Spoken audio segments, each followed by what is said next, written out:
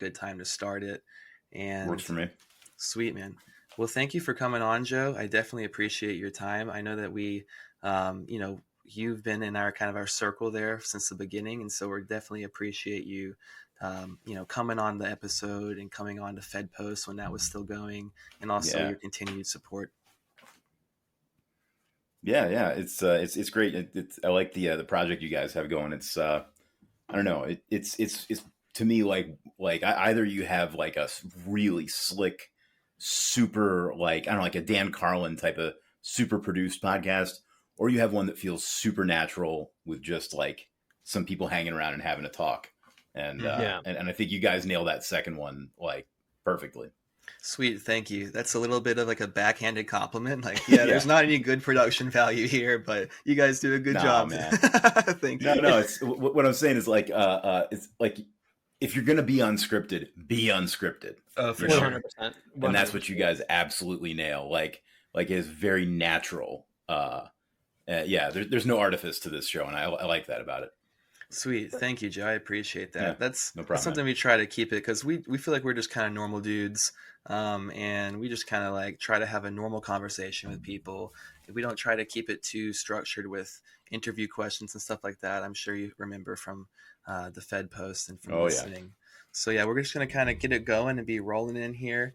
I think we'll start off. You guys try not to mention the name of the old show. I don't want to, I want to make sure I'm respecting that. No, I've mentioned it a couple of times. I mean, we don't want to talk about any like specifics about like any type of, dramas or whatever. We don't want to get into stuff, but like we're not going to be like, the show that must not be named or anything. We're happy about the project that we created. The Fed Post was a big part of both of our lives for a while. And so we're happy that it happened for sure. And a lot of people are here from that. So we're thankful for the people that are here, including you as well, Joe. Yeah, man, brother. Honestly, awesome, it's honestly all just kind of common sense stuff of just not doing the gossip really. But honestly, the funny thing is I remember I had said that like explicitly like a couple of times on the show. But everyone that we've ever had on just isn't the type of person to even do that in the first place. Right, it's like, it's not even anything to worry about, but yeah, no. So Joe, I'm going to go ahead and start this up by playing the intro. And I wanted to beforehand shout you out and thank you for the clip that you put together. You're always killing it with these clips, dude. That's one thing I remember for sure. From back in the days, I remember the AOC videos, dude, all of that stuff. Oh man. So here's one thing. I don't know. I try to separate that from me now. Okay, sure. If we can associate that particular with this conversation, that would help me out. Okay, we'll cool. Totally, we'll just beep it right there. Yeah, I'll beep that out before in the edit. Thank you. Yeah, definitely. But either way, you always killing the clips. So I appreciate what you sent in with this Trump clip of all these people are sick compilations. Oh, no problem. And that's what we've kind of farmed out of to make this intro. So let's go ahead and play it and start the show up. Far out. These people are sick. This is obviously a very, very sick individual. These people are the sickest of them all. These people are sick. They are sick. And you better get used to hearing it. These people are sick. Yeah. So that was great. Thank you for the inspiration there, as well as the actual content that we used. At this point, like the background chuckling feels like it's part of the clip now. Yeah, that's why I like to play it live actually in the beginning. Because I mean, it's short, it's not too annoying, and it's fun to just kind of get a read on like how we're feeling throughout the day, how the guest takes it, and that kind of thing. I think my favorite of those, like of the various utterances he makes there, my favorite one is when he's saying these people are the sickest of them all, and you can hear him cracking up as he says it. That to me is chef kiss right there. Dude, yeah, I love that. When he's talking about these people are the sickest of them all, when he's talking about Nancy Pelosi, and he's like, that woman is sick. These are all great. Man, classic things out of Trump. That's one of the things I think should be a takeaway legacy of his. It's just all the incredible content and phrases that came out of his presidency. We're going to talk like him forever, man. There are things that he says that we are just, I'll be like, like 80 years old and I'll still be saying, and you keep hearing more and more about it. And the kid, that's one of those things. The kids are like, "Why does that old guy always say, you hear more and more about this? Everyone's talking about it." Yeah, lots of people are talking about this. Exactly. I've got many people saying here that this is a very sick woman, that we're going to be looking into her very much. Honestly, yeah, one of my favorite things is just I think that the absolute innovation he made of just changing presidential rallies into just stand-up sets is great. Mm-hmm. And now it's just like, why would anyone watch a political speech that doesn't have just a bunch of hilarious trash talk and jokes in it? I try to tell my very well-meaning and good-hearted liberal friends, I try to tell them, you have to understand that if you don't start with Trump, if you're not the type of person that starts with Trump from like a baseline of disgust, if you approach him like without that mindset, he's really funny, and that's very powerful. People don't always get that like this dude, like he has comedians timing. He I don't, my favorite is when he's reading a speech, like when he would do a State of the Union or anything he's reading off a teleprompter, and he would do commentary on the spot on his own speech.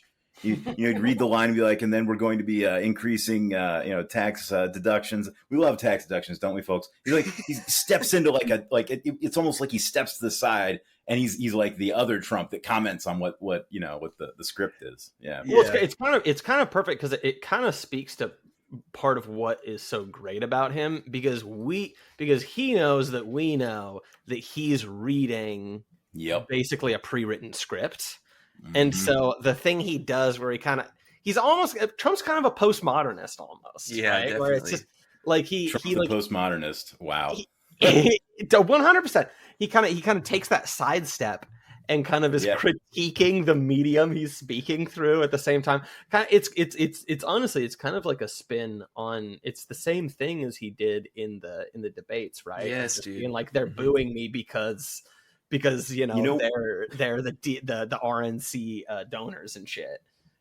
And the bit is also what's it occurred to me right now is that's Jim Gaffigan's bit when he says something and then he does the little voice like this. Yes. He'll say like, oh yeah, I used to date an Asian girl. She was very Asian. She was a panda. Hey buddy, they're endangered. That's Trump. Except he doesn't do a different voice. He just, it's yeah. He does just kind of like an East Coast dirtbag voice. Yeah. Yeah. Well, and that's what I always try to tell people. So I used to work in what they call workforce development, which is basically helping people get jobs and get training for jobs and stuff like that. Sure. What I tried to tell my clients or customers or whatever, I never knew what the politically correct term was that we were supposed to call them. I just called them clients. But what I always told people is, I would tell them to be genuine in an interview, because the one thing that people can pick up is inauthenticity. So you have to be authentic, and people when they pick up like that lack of authenticity, they hate it, and it really rubs them the wrong way. And then I would always say, you look at Trump, whether you like him or not, whatever you think about the guy, you have to admit he might not be like honest, but he is incredibly authentic, and that's powerful. People read that. I mean, like you were saying about the debates, you think about that guy on stage with Marco Rubio and Ted Cruz and all those other lizard people. Yeah. And they're all like, I'm talking like this. And then he's just like, what the hell is wrong with you? Like you can hear him like in the moment realizing, oh my God, you are a lizard in a skin suit, and everybody else sees that too, particularly when given the contrast of this very authentic guy. Yeah. Right. Little Marco. If I talk too much, let me know. Oh, you're good. No, this is about you, bro. Go off as long as you want. Yeah, 100%. It makes our job easier. Honestly, the authenticity thing is such an interesting thing, though, because like it kind of goes back to, and maybe I have a point with this, maybe I don't. I don't totally know yet, but like what you were just saying a few minutes ago about like, we're not a fancy podcast, but we're just kind of like more like authentic, Mm-hmm. and like that. And that's one of the reasons why, we like talking to you and why you're kind of like an OG in the scene, right? It's just, I think there's just like an air of authenticity. And yeah, like I think about that. I think about the current job I'm in. I need to kind of like, I do some like amount of like hiring now, which is kind of insane to think about. It's wild. The first time you start doing hiring, isn't it? It's just like, yeah, all of a sudden you're on the other side of the table. You're like, oh, this is what it's like, and it's not really any better in a lot of ways. It's almost worse. But it does give you a good perspective going forward, though, into like if you ever go into another job after that perspective, it can give you a lot of like confidence and insight when you're going into a new interview as the person that's being interviewed. It's the same thing it's the same thing as with a lot of different topics where just like when you kind of demystify it, you can kind of take that strength to other aspects of your life. Like living with a woman for the first time is really helpful because you're just like, oh, like they just, you know, the second you walk into a bathroom after a girl's just absolutely blown it up, you know, and like, you're they shit too. You're like, I'm not afraid of you anymore, you know, or like kind of becoming, well, I guess younger people these days maybe can't relate with this that much, but like just like becoming an adult and just kind of realizing like, oh, this is just how the world is being run, is by people, I guess, like me, who are just like adults, I suppose. God, it's terrifying actually when you realize that. Well, the terrifying thing everyone's kind of is that the three of us are probably a lot more mature than a lot of average people, and that's like damning praise. Oh yeah. It's terrifying to think about. It truly is. You know, it's like when I made my career shift into HR, and I was like, wow, they let me into HR. Dude, that's what I thought immediately. How could you make this mistake? Dude, I'm sorry, but when you said that was just like, I honestly thought that was a joke at first. Yeah. Because it's just so fucking hilarious. I mean, to be honest, like if I was in a workplace and you were the HR person, I would be, I mean, not that anyone knows. Right. But like that's probably the best setup you could have. You know, and this is something I've come to realize because, you know, I've had the good fortune not to have to interact a lot with HR over the course of my career in various jobs and stuff like that. But what I've come to realize in working in HR is that, you know, like, so this is definitely a function of how big of an employer it is. Like if you've got 10,000 employees, it's a very different scene than if you have like a couple dozen.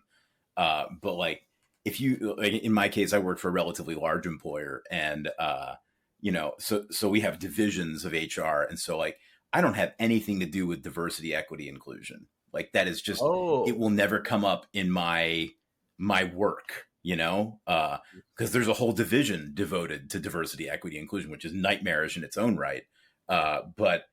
But yeah, we have these divisions, and it's like, yeah, I mean, if you work in like, I don't know, like records, or if you work in training or whatever it is, it's like, well, I guess training might have a little bit more of that kind of stuff in it. But yeah, it's just regular people. And generally speaking, the person that picks up the phone, if you have a question about your, I don't know, like Family Medical Leave Act, that person that picks up the phone, that, you know, they're working a job like you know, again, in this kind of more specialized setup.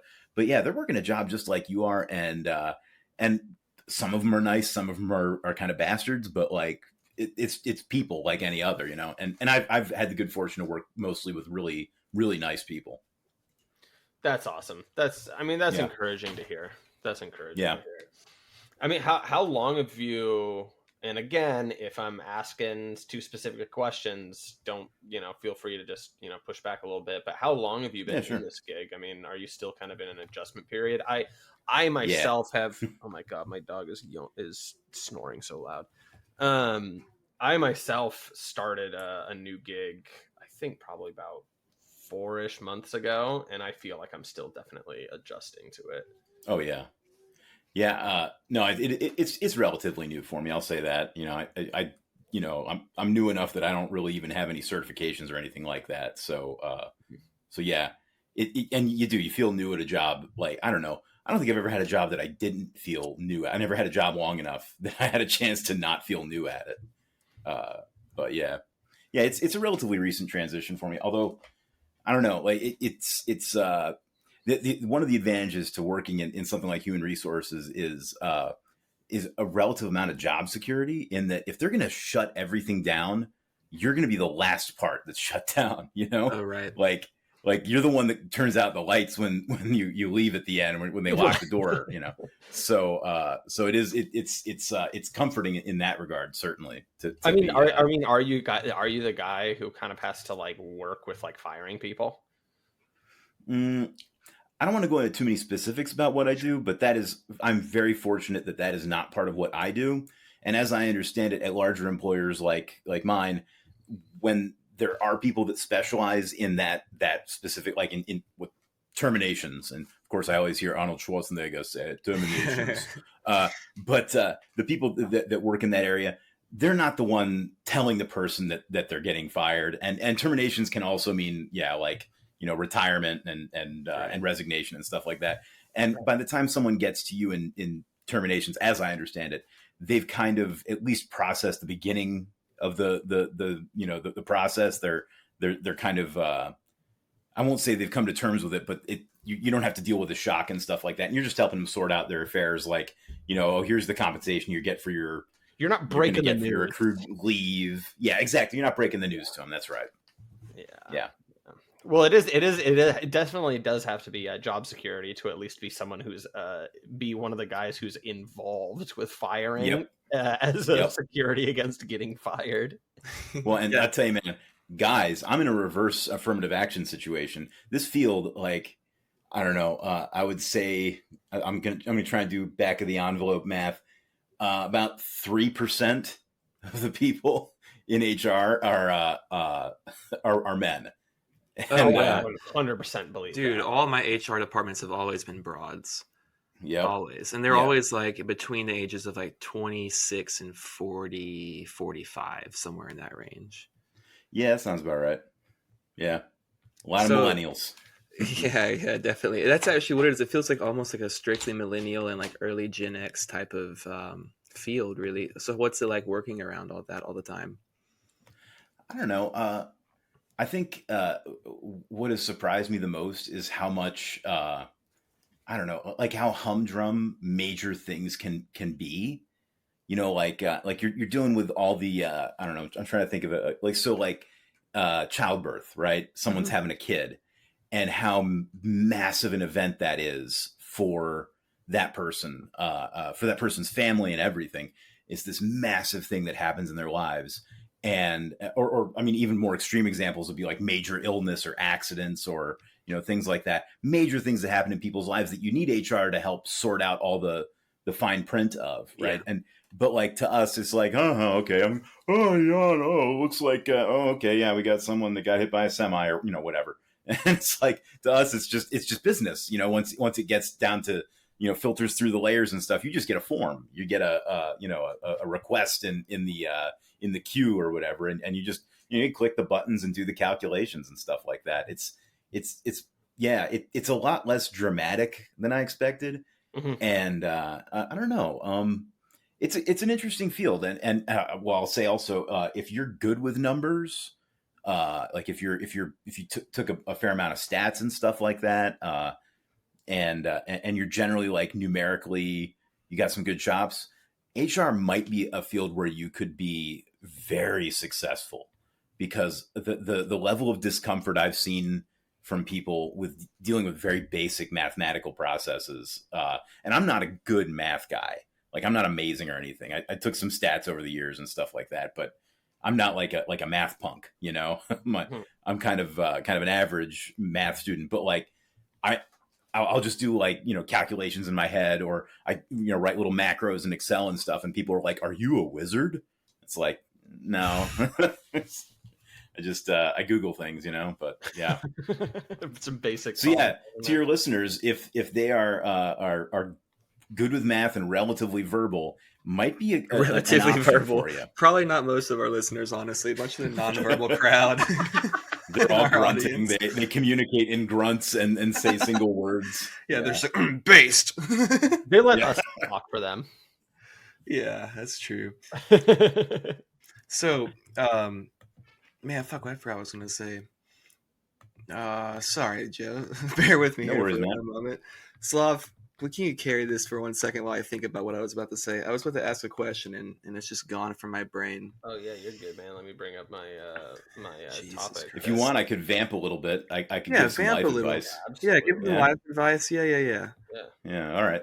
So recently, some changes in my life that I mean, for one thing, this job that's relatively new, but also I started lifting weights pretty regularly. Well, not pretty regularly, like 2-3 times a week. I'm not going crazy with it. I'm not in there doing squats and stuff like that. I stick to the machines and stuff. Between lifting weights, the new job, I finally pulled together the cash, to buy myself an old pickup truck.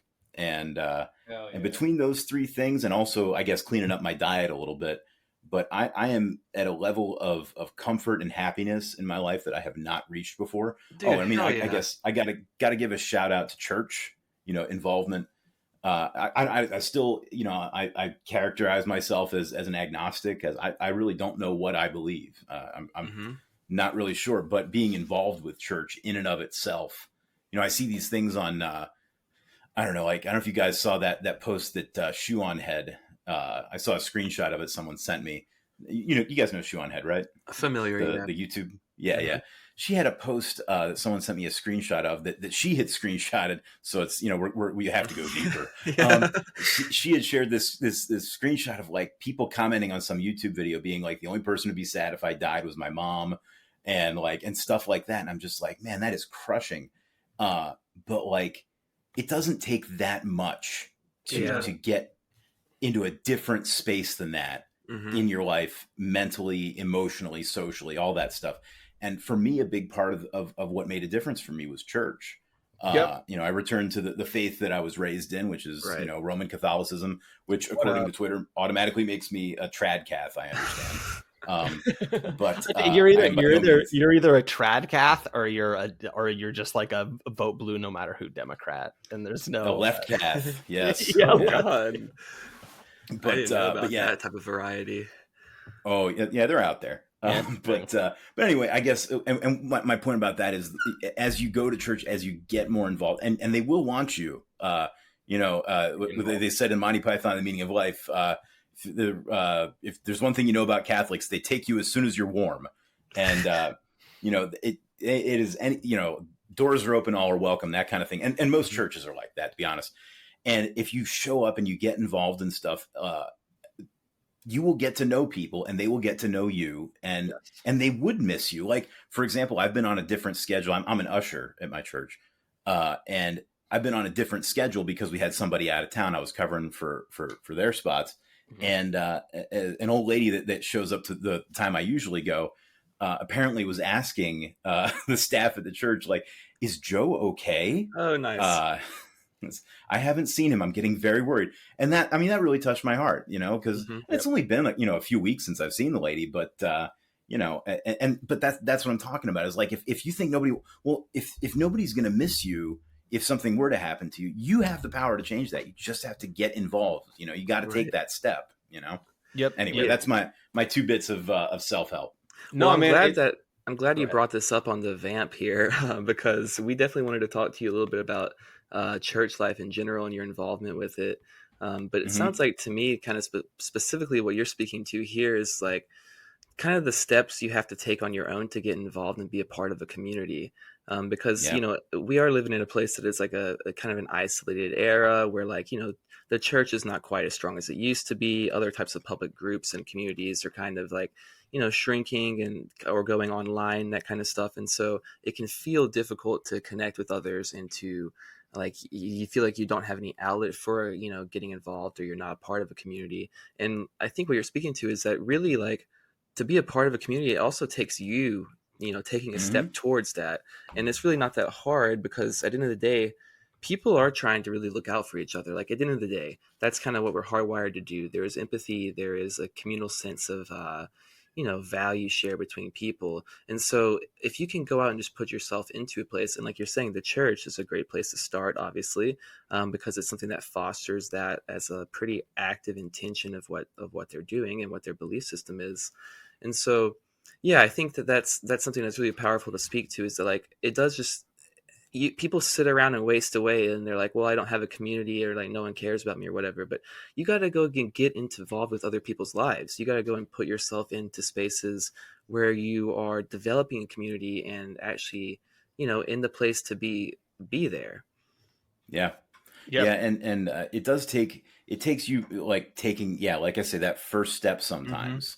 And it's scary, like this all started for me at a time in my life when I was very low. Like maybe a little over 4 years ago, I was very low. I'd gotten laid off from what I thought was going to be my job until I retired.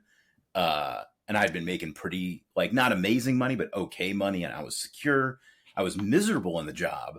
I was extremely unhappy, but at the same time, it was just comfortable enough that I wasn't going to go anywhere. And then I got laid off, through no fault of my own. It was a restructuring thing. And was but before it was COVID that, or after COVID started? Okay. About 1 year exactly, actually, before the COVID pandemic started. Okay. Yeah. I've been laid off. And so, and I was applying to stuff, but my heart wasn't in it. I was just wildly depressed and mourning, honestly, the loss of that career.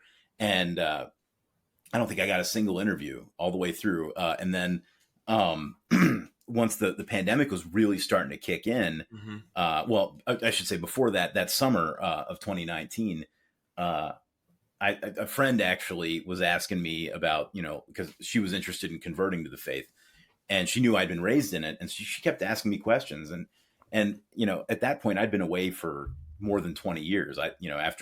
For Catholics in the crowd, after confirmation, which is your, it's sort of like the Catholic bar mitzvah.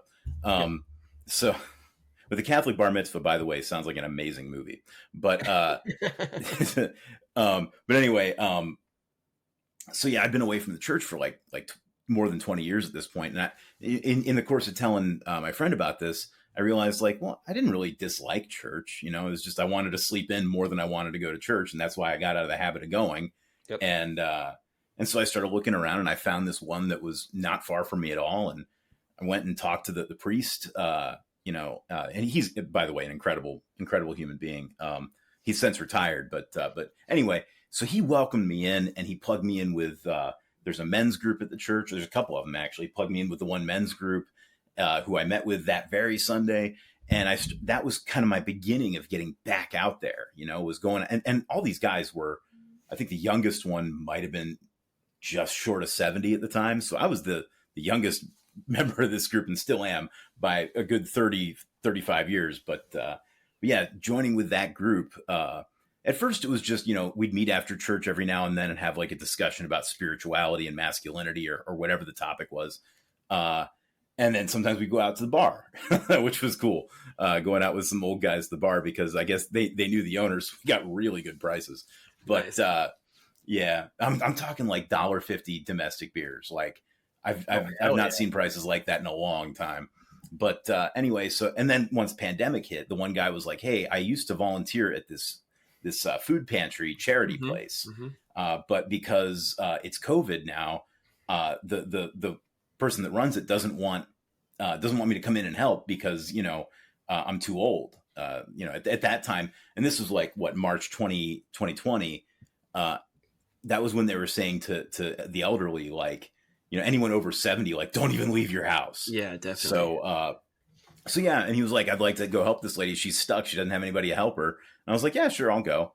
And that was what really kicked my life back into gear. And I wasn't getting paid or anything. I just went and volunteered for, I don't know, it was a good 4 or 5 months. I just volunteered 3 times a week and helped hand out food, and helped, take in donations, helped unload the pallets of food that we would get delivered from the food bank, just all kinds of stuff like that. And that's really what turned it all around for me. Eventually, she was like, look, you're wildly overqualified for the job, but do you want to be my assistant? And I was like, yeah, sure. I did that for a good while. And then it looked like student loans weren't going to come due again. So I was like, well, I gotta find something that pays better. So that's why I ended up leaving that job. But it wasn't, dissatisfaction with the work in any way. Yeah, I was going to actually ask you about that experience, because a couple of things that interest me. It gives you insight into kind of what it's like working in like a charity-based nonprofit kind of thing, and also working that during COVID. It's kind of it's a specific time to be working in that industry. I feel like a lot of people, I think homelessness increased during COVID, it seemed, or at least afterwards, and people just really struggling and pushed to the brink. And so I wanted to ask some questions about kind of what the atmosphere was like in that. But before that, you mentioned that that's kind of what helped get your life back on track. And this is something that's kind of familiar to me because I had a similar experience starting after COVID. I got laid off from my job. I didn't have, work in the industry that I had worked in my whole life up to that point, which was, not long, 6 years because I was a young kid. But still, like I didn't have a job. I didn't know what to do. And I ended up getting a job at this, local food access nonprofit urban farm thing where I was working and, working in the farm. I remember you posting about that. Yep. Yeah, definitely. But I was working like in the fields, learning about growing the food, but also the big side of it was doing food access. So I was going around, and this was right in the throes of COVID. Like this was in 2020 and 2021. And so it was, people were still very worried about it, and people were still like out of work and out of their jobs because industries were still shut down, specifically where I was living, which was in Denver, where they really took all that serious with the lockdowns. Anyway, they weren't messing around. No, definitely not. But doing that switch really kind of like, I lost my job and I was kind of like depressed. I was worried with COVID and everything, didn't know what was going to happen. And then I also didn't really like working in the field I worked in before, but I just did it because it felt more comfortable. It's what I had experience in. It was what I was secure with.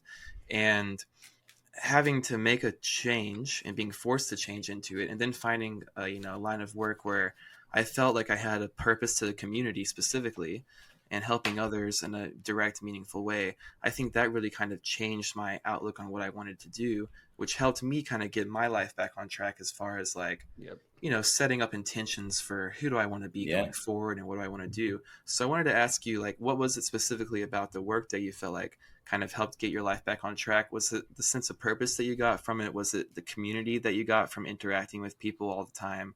Kind of speak to that a little bit, if you will. Yeah, it wasn't even, I don't know. What the difference was that what I had been doing before was very abstract. Okay. I guess I don't want to say too much about it.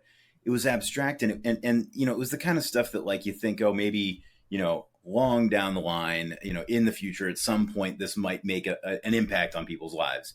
Mm-hmm. The immediacy of working in charity and community services and stuff like that, of seeing the effect that your help has in the moment, and even moving forward, someone that was all out of laundry detergent, then you hooked them up, it's like, oh yeah, we got laundry detergent. It's like, oh man, now I can clean my clothes, and you see them the next time and their clothes aren't dirty, it's like, yeah, you can have this impact. But to me, the biggest thing was helping. And this is where I always say, I sound corny as all get out. I sound like Bill Murray at the end of Scrooged. Have you guys seen Scrooged? Yeah, man. Yeah, when he's like you get addicted to the helping. You want to help some more, and it is 100% true. You get hooked on it. Mm-hmm. And the thing that I grew to realize, both as the specter of student loans was staring me down, but I also realized, like, I don't have to be helping in the immediate need with things in order to be helping. Helping is unless you're actually, working in business or finance or whatever the hell they call it, unless you're working with the money, and shifting money around in equations and stuff, you can take that spirit of helping and that perspective, that mindset of how can I help? Yep. And you can take that to any number of fields. You can make it about helping people find work, which is one of the things I did. But, now that I work in human resources, I look at it as like people come to me with a problem about, whatever's going on with their employment, division that I work in. And I always, when I answer the phone, I say, how can I help you? It's like, yada, yada, here's my name. Here's a division you called. How can I help? Mm-hmm. And, that's the mindset I approach it with. And I think sometimes it also, I guess I can say it kind of pisses off my boss because she says, we're not necessarily here to help. We're here to do our job. And I'm like, okay, all right. Because it's like, yeah, okay, you can say that. But until she tells me she's going to fire me for being nice, I'm going to keep being nice, mm-hmm. And she's not going to say that, I think it just frustrates her that sometimes I'm trying to be helpful and in doing so, I can tell people maybe more than they would have known if somebody else had picked up the phone. I'm not saying I tell them anything I shouldn't. It's just, I tend to provide more context and information and options to people than are necessary to the conversation. But I see that as part of, that, I don't know, maybe it's my tiny bit of rebellion. Yeah. Now that I work with the cops of the workplace, It's also just like making the world like a less horrible place to navigate. Yeah. And like you can actually just have you're doing something you don't want to fucking do. I was earlier today, like right before we were getting on to record, I was dealing with some like wedding planning stuff. And it requires me I'm like renting a vehicle.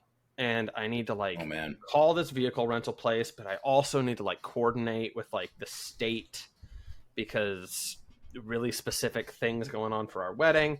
So I need to like call like some state office, and it's just a fucking nightmare.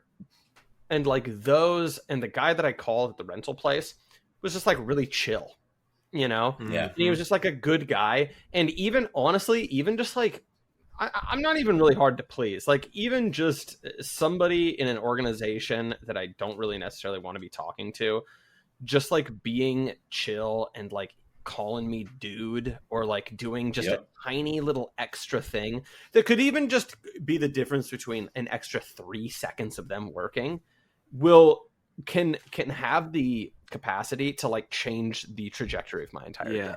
It's almost like an authenticity thing. It's like, dude, treat me like we're both real human beings here. Treat me like a real human being. I hate when I walk into a place that's like they have their employees talk in a very structured and monitored way and that kind of thing. Like I used to work at a place that was like in the hospitality industry, and they were going for high 5-star or 4-star Forbes hotel, spa, whatever, and they wanted you to say very specific wording all the time. You had to talk in a specific way. Like they kind of monitored what kind of what grammar you used and stuff as well.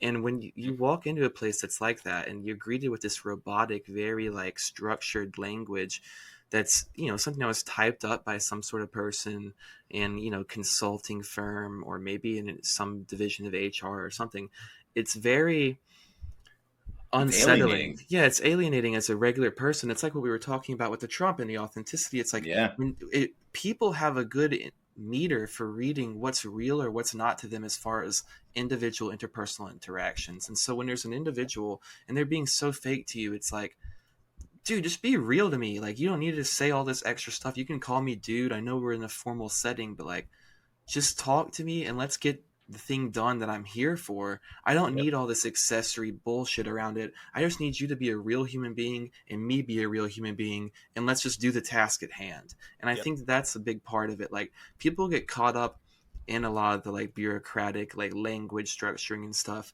And I think that for a couple of reasons, you're forced into doing it. And then once like industries just start doing it across the board, it becomes standardized and it's like a precedent. And so other places think, oh, well, we need to adopt this same mentality and this same system. And so then all of a sudden everyone's doing it. And that's kind of how this like, these kind of systems work in a way. And it's very, well, it can come bottom up too. It can totally come bottom up. Is that, if you hire someone who worked at, I don't know, whatever, Apple or whatever, and Apple employees have the way that they're taught to speak. Yep. And then they that person from Apple instead is working at Dell or whatever the hell. Oh yeah. And so they bring that way of talking, even if they're not consciously doing it. Yeah. They bring that same way of talking, and then it just becomes like a skill set, like a uniform skill set. Definitely. Across that sector of the economy that everybody talks the same way. Yeah, I worked in a spa for a long time, and I developed like a certain voice that I was using, and it's just kind of my natural voice, but like just a soothing voice, like a little bit more calm and stuff like that, because that's what people are looking for. And then I like also a certain kind of customer service attitude. And then I realized after doing that for years and years and years, like it was affecting how I was talking with other people, even outside of work, how I was talking with some of my friends sometimes. And I was like, it's bizarre when that kind of structuring and stuff can really seep into, like, after time, like repetition, you can start picking up those habits in ways that you don't really know consciously. And so that can like affect how the people around you start to act and talk too. So yeah, it's almost like this weird spreading contagion. But you spoke to something when you were talking about HR and how sometimes, you know, you say stuff that maybe is a little bit more context than you might should or maybe need to give. And I think it speaks to an interesting thing that I was wondering about working in HR, which is, so you mentioned that like HR is kind of like the policeman of the workforce, and they're viewed that way one way or another. And at the end of the day, you're negotiating between the employer and the employee, and you're kind of there on the behalf of the employer to ensure, you know, the proper procedures are done and look out for the better interests of the company. But also, as someone who's working with, you know, employees and individuals and helping them get benefits, you want to see their best interests, you know, as well. And if you're a good-hearted person, which you are, Joe, then of course you're looking to help them out in a larger way. So what is that kind of conflict like, encountering that?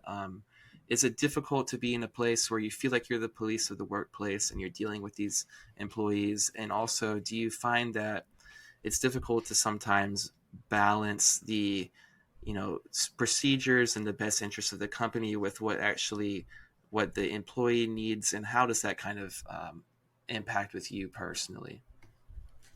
Wow. Yeah, that's heavy. Sorry, I don't mean to. No, it's fine. I hadn't necessarily thought about it in these terms. I think part of why I haven't thought about it like this is, I don't know if you guys are familiar. So I studied, I did a lot of my schooling in psychology, and there's this term that comes out as what is, we now realize, some flawed research, but this term diffusion of responsibility. Yep. And so you're familiar with the concept that, you know, once there's if there's a situation that well, in the classical, like the experiment on this, it was you know, there's smoke starts coming under the door of a waiting room where your participant, your research subject is sitting, and depending on if they're alone in there, they immediately go to the door and they open it and they start saying, "Hey, there's smoke going. Like, what's going on?" Whereas if there's 2 or 3 people in there that are referred to as Confederates, although they are not good old boys. They are research Confederates. It's a loaded shout out to Bog Beef and Marek. But yeah, so if your undercover fake participants are in there and they act like nothing is happening, or they don't do anything about it, the actual research subject will just, on average, they'll just sit there for a lot longer before they do anything, if they ever do anything. And so that's the classic. And, you know, of course, I'm not in stakes quite that high usually, but you know, I think a lot of it is that, particularly in larger organizations, you have companies, organizations, whatever, you have this diffusion of responsibility because there's so many departments, divisions, and stuff like that any one person is one step in that process. Right. Yeah. You know, and so I don't actually. You know, by the time things get to me, I'm low on the totem pole. Oh God, I said totem pole. Am I going to get canceled? You're making a Native American reference. Yeah. I think people can still say that. I hope so, because I just did. But so if you're you know, where I'm positioned, a lot of time by the time something gets to me, you know, it's already kind of been decided, and I'm just kind of clicking a button, you know.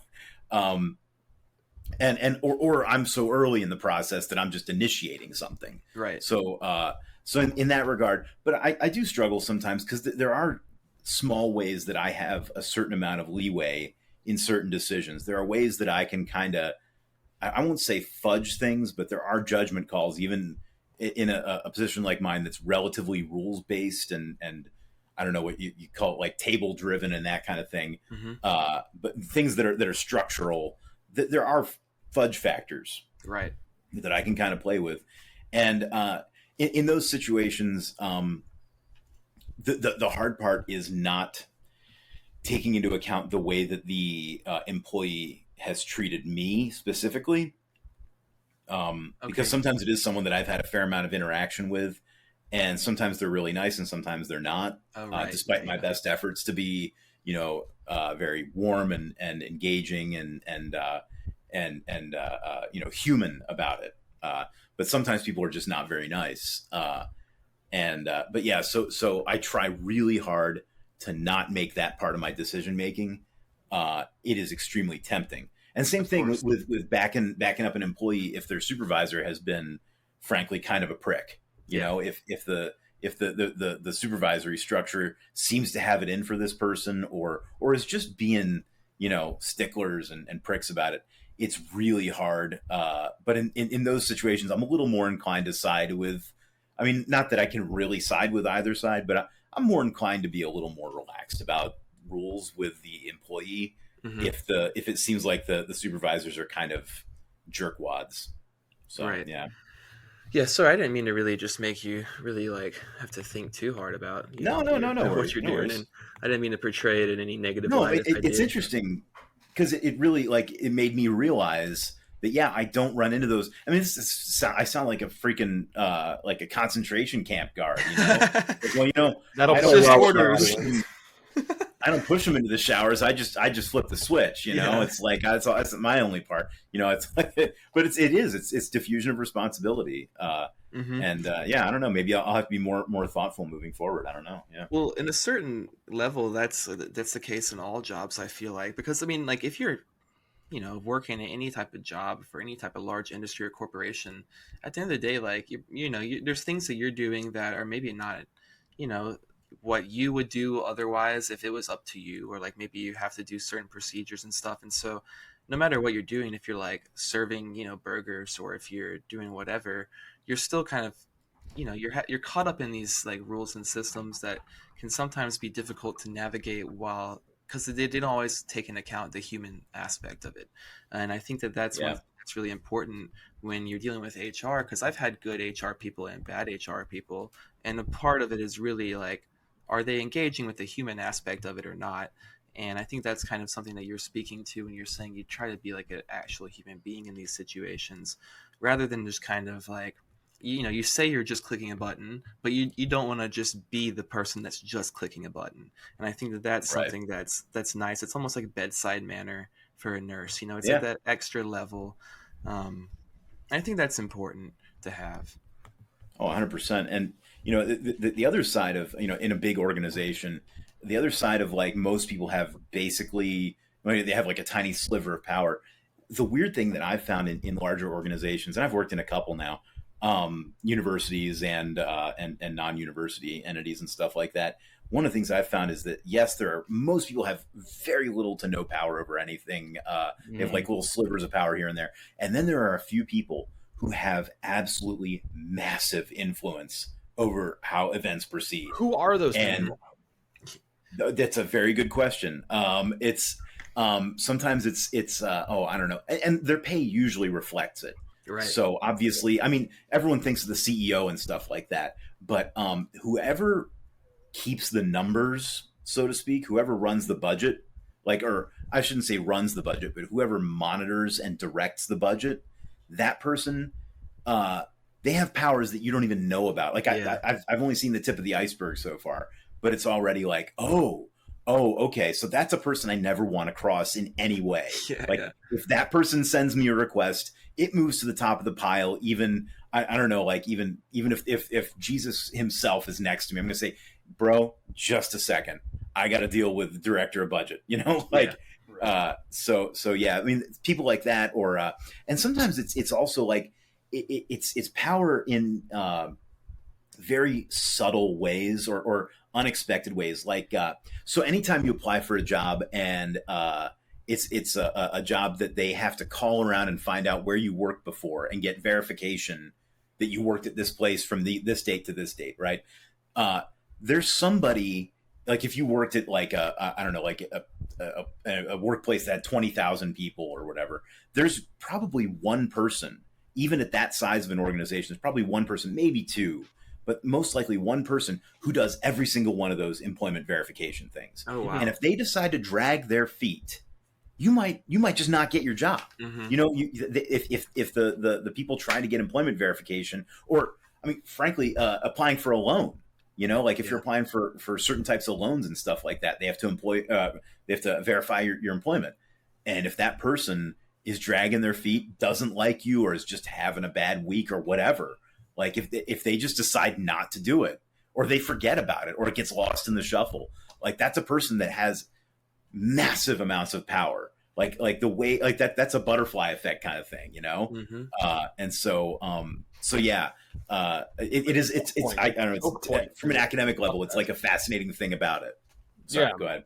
Oh no, I was just gonna say, like, that hiring dynamic you laid out, it's like a choke point in the process. It is that naturally kind of creates these powerful positions, and which is funny because these are probably like a lot of just like petty middle managers that not even managers, even managers. That's the crazy thing. The person at my organization that does every employment verification for the entire, like, thousands and thousands of employees, that person, the position requirements are like high school diploma. The pay is not horrible, but it's not great. You know, it's not, I don't know. It's certainly not like manager pay. Sure. And that's that person. It's like if this person is this vital to your employees, I would make a point of compensating that person wildly well. But it's not up to me, you know? Yeah. It makes me wonder how much, incompetency is a worry in these kind of, you know, really bloated systems where you're talking about they create these choke points where it's like everything is kind of up in this one person's hands, and it's, you know, innocuous power. It's not like it's like they're making an explicit decision of how a budget's going to go or whatever, but that person at the end of the day does have a lot of what they do has a lot of repercussions. Like you're saying, it's kind of like a butterfly effect. So it makes me wonder how much these systems kind of create those, and how much of a worry like incompetency is, especially moving forward. Because I feel like, and this may just be me just kind of not having a great, being pessimistic about my generation or whatever, but I just see a lot of people that just don't seem to have a great grasp on, what they're actually doing, and people who are, kind of just going through college and stuff like that and getting these degrees without actually any real education in them. They're just getting them as like as a thing to go forward, and then they get put into these positions, or maybe even you're talking about this one, you don't need a college degree, but you're just kind of here, and it makes me wonder just like how resilient is a system that's built on that creates these kind of little vectors where there could be one person who's incompetent and just really ruin something for so many individuals. Yeah.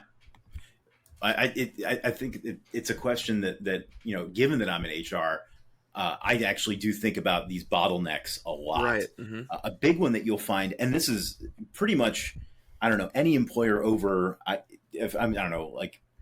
back of the envelope kind of thinking here, maybe over 100 people, even not even, I would say even 50 people, but a major concern. And the thing that I have seen impede the most progress and the most work getting done is access management. So who gets access to which things in the digital world? Right. Yeah. Because if you need a record, like if all the records are paper and you need like a record of some kind, you can go there and they can say, you need that person's, record or whatever. You need that sheet of paper.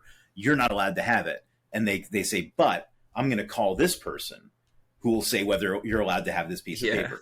They call that person says, oh yeah. You can give them a copy of that. Right. So that's when it's in paper. You have systems like that. But when it's all digital and you're supposed to have access to all the people in this department or whatever, you're supposed to have access to all that stuff, or all the people in that area need help with something specific right now. And the person who usually handles their stuff is on vacation. Yeah. And there is, like, if there is no backup, like you hit this bottleneck where you might have, like, hundreds of people don't get paid, or they don't get paid the right amount, or whatever. Like you could have these, excuse me, you can have these bottlenecks show up, and it all comes down to access management. And that is not, like, I don't know, because I have a friend that works in information security at a pretty high level. And I was kind of like, well, frankly, I was bitching to him about this problem. And he said, it seems like it would be ever so simple that you could just, like, there'd be a toggle button, like, like on Facebook, like, oh, just select audience, but like, it is not that simple at all. Like they have to do a lot of like back end work to give somebody access to certain things. And they always have a massive queue of requests. And it's like, so to me, if I were an employer who had been told about that, I would go out and find the 5 best people, or whatever number, the 5 best people I could possibly find, and make it a priority to push them into the workplace, hire them and get them on the ground and doing the work as quickly as possible, because that's going to make everything else run more smoothly. But, again, they're not asking me. I think about this access problem a lot. Like, I encountered it not even from a back end on a computer, but just from like working like a retail type position, right? So maybe a customer comes in, they have a problem, they need a refund or whatever, and you can't actually give them the refund, even though you're the person that has the drawer and has the computer and has the system. You have to wait on a manager or whatever to come by with the card. Okay, but what if the manager is an asshole, or he's just dicking around, or he's on lunch or whatever? Then it creates a situation where it's like, now I can't actually help the lady who needs the refund or whatever, even though I'm sitting here looking at a drawer full of money and I could pull up her card and everything. I could do the process. I physically have everything I need to do it, but I can't because I don't have this like digital code or whatever. And I know obviously they build these things into systems and in place as, protection, so that there's not someone who's just up there running infinite refunds, keeping the money, whatever it is. But still, these things, they lead to a lot of blockages and bottlenecks, like you're talking about, where it just kind of creates a certain inefficiency that's baked into the system, it feels like. Yeah, and I don't know that there are necessarily people thinking about that aspect of process. I mean, I'm sure there are. There's always somebody thinking about it. There's always somebody. It's somewhere on somebody's what's the term, Gantt chart or whatever, like their project management chart. They've got a thing in there somewhere that says, let's review access management. But in the meantime, they also have 5 lawsuits and and a pile of other horse shit that they've got to deal with. So it's like, we'll get to access management someday. Until the wheels fall off, we're gonna let access management be. But yeah, and you're 100% right that like there is the actual information security component of that is incredibly important. Like, you have to you can't have everybody have access to everything, because that's a nightmare of its own type. But yeah anyway, neither here nor there.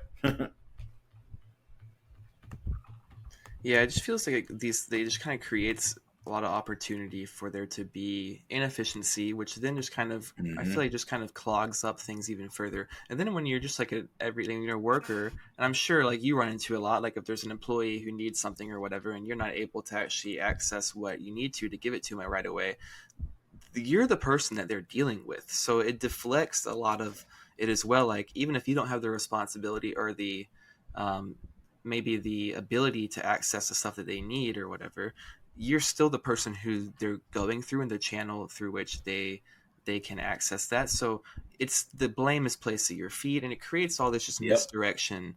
And that's something that's really frustrating as an employee that works within that framework. And I'm sure you encounter it a lot. Well, people tend to look at it as the monolithic HR, it's with big quotes around it. Like, you're HR, you should be able to do this. It's like, oh man, if I could only do that, that would be amazing. I've told people that, like, oh man, yeah, if I could make that change, that would be great. I can't though. You're going to have to call this other division. But people do, they look at it as all, you're all the same thing. You're all HR people. And, but that's also part of what you get paid for, to be honest, is, I don't know, like, in long ago, in an earlier part of my life, one of my jobs was working with kids in what they call a residential treatment facility, which is it's like a group home for kids that for whatever reason foster care didn't work out for. Sure. And that's where I learned how to take an insult. And which is a really like having someone be mad at you and call you horrible things and you can't really do anything about it is a very good learning experience. Like, I had a kid, he called me a dickhole. And I'm like, I was just like, I was shocked. This like 8-year-old kid called me a dickhole because I wouldn't let him have sugared cereal for breakfast because that was doctor's orders. I was like, that's your diet plan, buddy. Like, I can't let you have sugary cereal.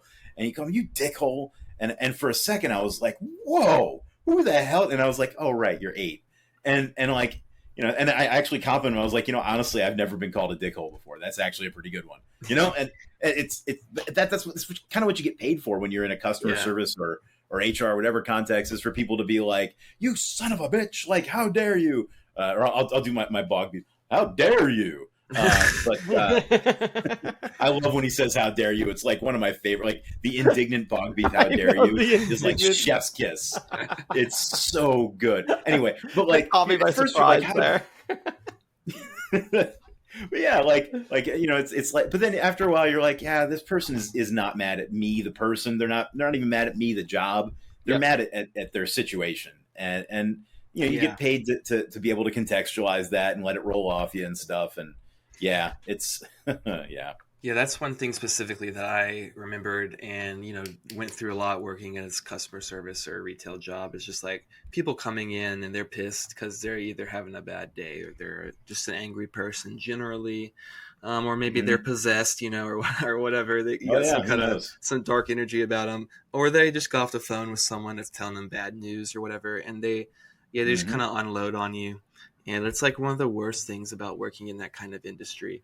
But there is a certain ability that you can learn through that happening. It's just kind of like a detachment from that happening, because you're like, okay, well, this is not actually for me. This is for someone else. They're frustrated about something else or whatever. But it still just sucks to be on the receiving end of that. And like, I would like to say that they just don't pay those positions enough to really be able to absorb the blow of what that takes, because like they just day after day after day dealing with that, it's just not a great mindset to be in. Just like, I mean, you can learn to dissociate from it and not actually like be like, yeah, they're mad at me, whatever. But still, at the end of the day, when it's going to take a psychic toll. Yeah, of course. And so that's frustrating. Yep.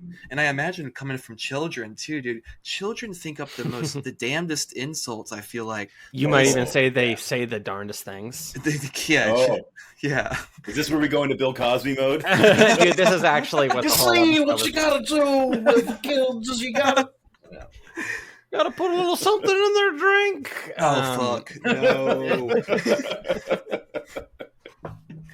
Oh man. So do you have say what you will about, honestly, I've been meaning to get this off my chest all week. Say what you will about Bill Cosby, but he didn't rape kids. All right, so he wasn't that bad. I mean, and oh man, I worked with a guy years and years ago who it can't have been that long ago, but it was just as the full force news about Cosby was breaking, and this guy, like, we were doing like icebreakers, get to know each other kinds of things, because we were all new, and he said his like funny fact about himself was like, I can do a dead on Bill Cosby impression, but I can't do it anymore. Like that used to be my interesting thing, but like you can't go around doing a Bill Cosby impression. And he was like the skinniest, whitest guy you've ever seen in your life. But and I was like, there's no way you do that good of a Bill Cosby impression. And he was like, you don't know, I really do, and I can't anymore. And so we rode his ass for like, I don't know, like 3 or 4 days, just like every time we're at lunch, anytime we're hanging out or whatever, it's like, come on, you got to do the Bill Cosby. And so it was spectacular when he finally, like, it sounded like the guy was in the room. Like, it was unreal. But yeah, it's a shame, That's great when there's a mismatch of voice to body. You're like, why is this skinny white dude sounding like this like elderly black man right now? Yeah, right. This boy ain't right. Yeah, this boy ain't right.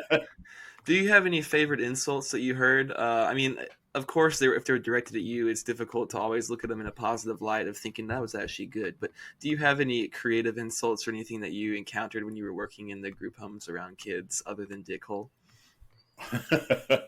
I mean, dickhole really, that stands out as the absolute peak of them. Just for the sheer like unexpectedness of it. Yeah. It was spectacular. I'm trying to think. I did have a kid call me a fat white man. And you're like, oh shit, I can't, I am white. And... I mean, he was right, but I was like, hey, put your arm up next to mine, because I'd been working outside a lot, and I tanned pretty dark, and this kid was like, I mean, he wasn't like I don't know, like he wasn't Eddie Murphy, And so I was like, put your arm next to mine, and my arm was darker than his, and I was like, But I was like, you call it white. I hear you on the fat part. I'm not going to argue with you on that one. But yeah, classic crazy ass white boy moves. Yeah, right. Yeah, oh, that was a different time. Gosh, that was like 20 years ago. But yeah. Yeah, I'm trying to think of other good insults. I mean, they all just pale compared to dickhole. That was the absolute best. Yeah. Dickhole's not bad. Dickhole's not bad, dude. Particularly from like an 8-year-old. I wanted to talk about. I'm gonna have the worst segue in the world here, but hard segue. We love doing that here. Don't we love the hard segues? Is this is this where we finally start to talk real about? No, wait, never mind. Call them by their name. No, we do that off the air. Yeah. That's behind the paywall. Oh yeah. No, I was talking to you about like potential topics that you wanted to cover, and you brought up like mental health and psychology, and that was interesting because this is something that we talk about a pretty decent amount, and so I heard you talking about it on the episode with Yerk. Yep. Right. Yep. You're talking about credentialing and stuff like that. Yeah. Yeah, and I wanted to get your thoughts on it. I mean, I don't know what to expect of what your take is for the most part. And I feel like we've shared ours a lot. So yeah, what you got to say, Joe? Yeah. I don't know. So when I was in, like I said, I studied. Your advice is going to be go find a young black child to call you a dickhole. For your mental health. You could do worse. It's not bad. No, so I don't know. So I kind of went into a little bit earlier when I was doing my vamp for you, but that's kind of my solution to like my own mental health and happiness was, I stumbled into it kind of, just here and there. I was like, I got to get into better shape. So I started going to the gym and I got this new job. It just happened to work out that I managed to get into this job despite never having worked in the field before. But this kind of combination of factors and stuff, but that kind of, so that's I guess that's putting the solution at the beginning. But when I was in school, I never studied the head shrink kind of psychology. I was doing more experimental kind of stuff. Experimental kind of stuff. We were talking about, you sound like a concentration camp worker earlier. What kind of experimental psychology are you working on, dude? I can't comment on it, but no, it was actually super boring stuff. Like I don't know, like mental processes at the sort of nuts and bolts level. So like memory and that kind of thing. Attention, memory, very perception. Interesting to think about as far as like where memory is stored and that kind of thing. Getting into that, but that's I don't mean to sidetrack you. Continue. No, that's fine. That's fine. No, but this was even back in undergrad. I had this one professor that talked about mental illness. We have these different definitions for it in psychology. Like there's the it interferes with normal functioning, daily functioning life and stuff like that, causes distress, it sits outside the norm of what people do in society as a whole, that kind of thing. But she said what she really cuts it down to is fundamentally an incompatibility between an individual and their environment, like to the extent that it causes these things like distress and impedes functioning and stuff like that. So like, I think about that a lot because she's the only professor I ever heard voice it in those terms. That it's this mismatch. You have the biology, you have the environment, and that there's an incompatibility or a mismatch or something like that. And so you look at what mental health as a field, the way that they approach a person with mental illness, and the way that they approach the sort of treatment and that kind of thing.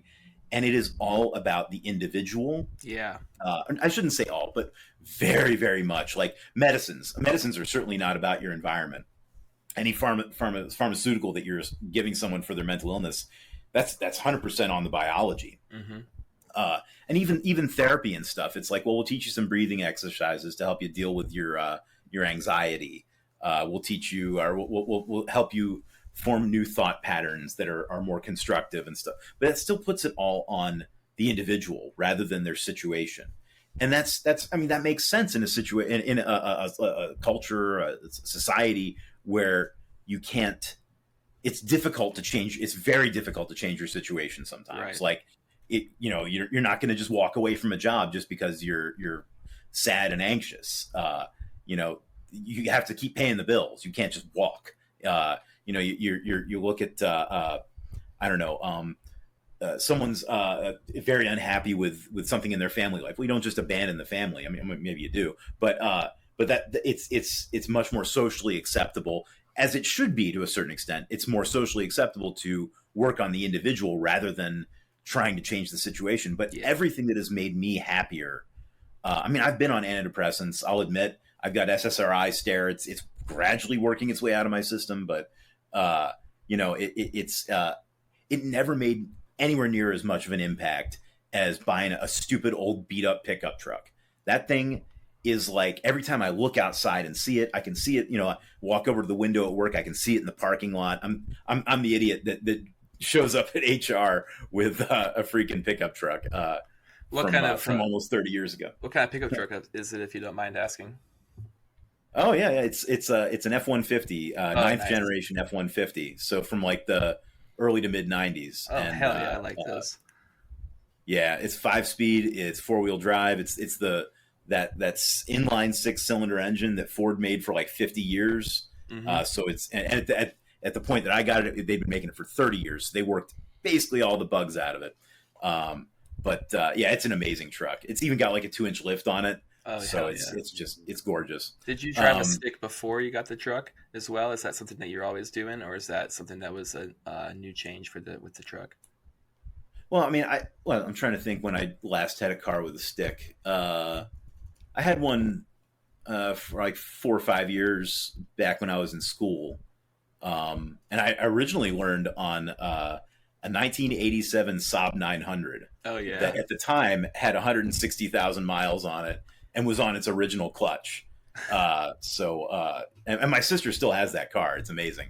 It's it just won't die. But anyway, so that's what I learned, and that was back in like the late 90s that I learned how to drive a stick. And I drove stick for a little while later. But yeah, I hadn't for, I don't know, like 10, 12 years I hadn't driven a stick. I like driving a stick, man. I drive a stick with fantastic. Like work truck and stuff like that, and it keeps you a lot more engaged. Like it feels like you're really actually a part of the driving process, because you're actually using another part of your body that's kind of actually physically controlling how the engine is operating. I mean, you're doing that with your foot with the speed pedal as well, but it's just kind of an extra layer, and so it keeps you more engaged. And I think it's a fun experience. It almost reminds me of like, arcade games back at the movie theater, whatever, and that kind of stuff. Yeah. It's I always say it requires you to anticipate more of your surroundings, definitely, which makes you be more aware of your surroundings. But and it's also cheaper to repair, which is handy. Mm-hmm. But I guess and just to say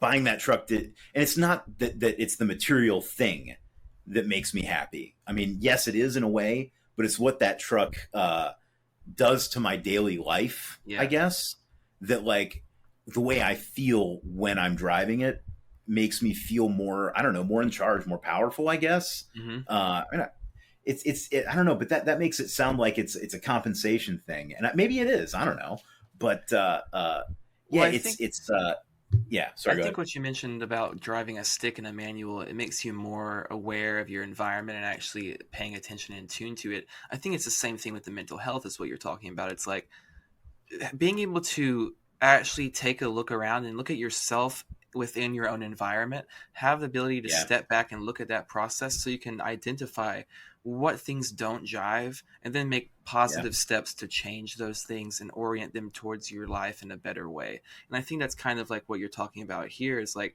you found out this is something that you like to do and this is something that makes you feel good in a positive way and you can do it. So it's a step that you took. And I think that's something that's like a key part of it when you're talking about mental illness being something that's just not really a good jive between an individual and their environment. Someone that's not in the right environment, or maybe it's just not the right fit because of either expectations of the, societal environment they're in, or whether it's the actual they are autistic and it can't be around loud noises or whatever, no matter what it is, it takes considering what that is, and you have to do that as an individual.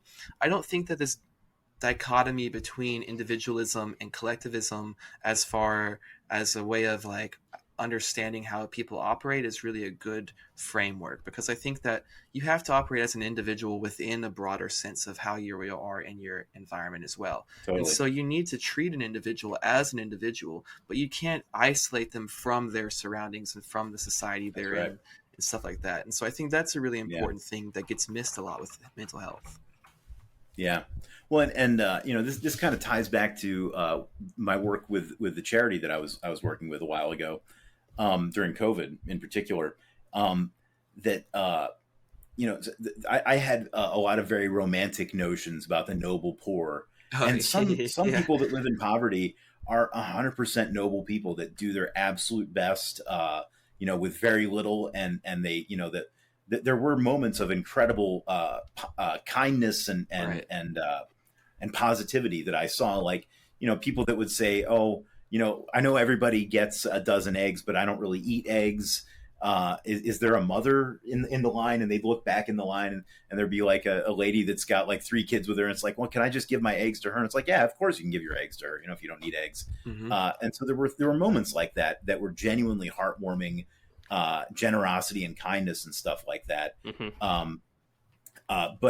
But there's also, I don't know. I mean, there are people that are just, I'm trying to find a way to say it without sounding like a total bastard, but there are people who are poor because they make choices that make them poor and continue to be poor. Mm-hmm. Well, I think it also can kind of become a vicious cycle where, like being poor, can lead to creating a person that's morally deficient, Mm-hmm.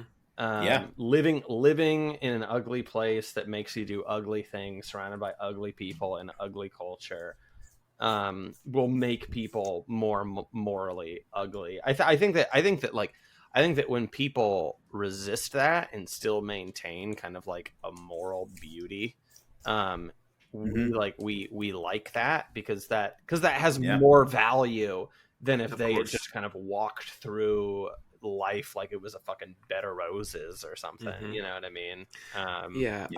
I think about I worked around a lot of homeless people and with a lot of homeless people when I was working with the food access, and I think about just the kind of culture that's created within that environment, mm-hmm. where it's no longer people who are really like, I'm homeless and I want a house. It's like, this is what I do. This is the world that I live in now and that I've accustomed myself to. And it's like, there's people who are homeless in these communities. I mean, I lived in Denver. There's massive homeless communities out there that almost like Skid Rows and stuff like that, but just like, in different locations instead of all in one place. And there are people who, for one way or another, and I'm not trying to be insensitive by saying this, they choose that life.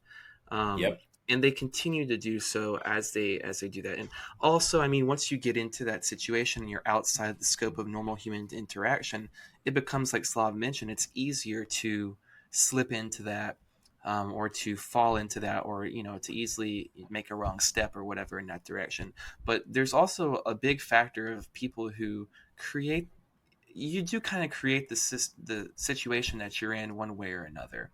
And I think about this a lot with, like, I know a lot of people that have problems with drug dependency and stuff like that. Mm-hmm. Like being someone who's involved in the music scene and stuff like that, I'm around a lot of, drug use and people that have problems and stuff like that. And it makes me, I see posts and stuff or hear people talking where they're like, man, like, why are all my friends like dying young? Or like, why don't I have any close friendships and people are all just turn on you quickly or whatever. And it's like, well, because these are the people you're putting yourself around. This is the type of life that you're setting yourself up for by orienting yourself to life in this way. And then you're attracting this towards you, and you're manifesting it and creating it through your actions. And so it's like, you can't separate what you're doing from what's happening to you. It's all linked together. But that also isn't to say that it's all completely individual responsibility is the answer for everything. There are societal fixes that could be done to award people more individual agency and better options so that they feel like they have the ability to make the right choice in a more comfortable way, or it's something that incentivizes it rather than incentivizing the, maybe a more morally deficient decision. Or at the very least licentious, like, I don't know. So like, I think a lot about a very good friend of mine that I've known for, this is the problem once you hit like, your 40s, as you start talking about, so-and-so, I've known him for, oh man, more than 20 years. But anyways, a good friend of mine that he's been sober. He had a real bad drinking problem, but he's been sober now for, I don't know, 6-7 years, something like that. And was always a good dude. Like, was never like a someone that would take advantage of people and stuff like that. But I remember talking to him a short while after he got sober. He did the whole kit and caboodle, like went to what do you call it, a rehab and that kind of thing to dry out and all that. But I remember talking to him, and he said, "I realize now that I've been sober for a while." And by the way, a fantastic thing that happened for him. He got sober and then immediately got a job that paid better than anything he'd ever done before. Oh, that's great. So that's a big part of, what gives him strength and everything is that he has all these positive associations. And also, like, his wife didn't leave him and didn't take the kids away, so he would never see them again. Like, he gets to stay. They're still together. It's well, that's what she told him. She was like, "You sober up or you'll never see our kids again." And he said, "Well, the courts." And she said, "The courts won't be able to find me." And she's a great woman, but she was right. She's crazy. She would have made sure he never saw those kids again. Anyway, but neither here nor there. But he tells me about, like, when he was still using, when he was still drinking, he said it was a different, like, it wasn't him, in terms of, it was him as a person, but the personality that behaved in that way, he said, was he doesn't recognize that in himself sober. Yeah. That the person that was doing this stuff was the drunk version, and the choices that the sober guy makes are wildly different, and not just around alcohol, just like, in general. And he just doesn't, I say he never took advantage, but he did sometimes. He was a guy who would, you'd go out for a bite to eat together, and he wouldn't tip because everybody else, he's like, "Well, you guys always tip so generously." Oh, right. And so he just wouldn't leave it till he paid for his food and let us take care of the tip and stuff like that. But ever since getting sober, it doesn't happen, That's an interesting thing from my, like, experience with drinking, because I haven't drank, I think, in about 6 years now, because I had a pretty bad problem, and like, good. Well, I'm not good that you had the problem, but I'm glad to hear that you've been sober well, thanks. Well, in some ways, I guess it is kind of good that I had the problem too, to be honest, because it really helped kind of, like, honestly, I think just kind of like this idea of, like, it can be kind of a leg up to have challenges in life that other people don't need to face. Pressure makes diamonds, baby. Well, exactly, right? And so, like, it definitely, not drinking, even just in the most basic sense, like, it's definitely made, like, my physical health easier to maintain, because I'm not just, like, drinking cans of liquid bread, shit like that, right? I save money because of it. And then obviously, like, the deeper stuff of just, like, needing to, it's like, it's a test of grit and willpower.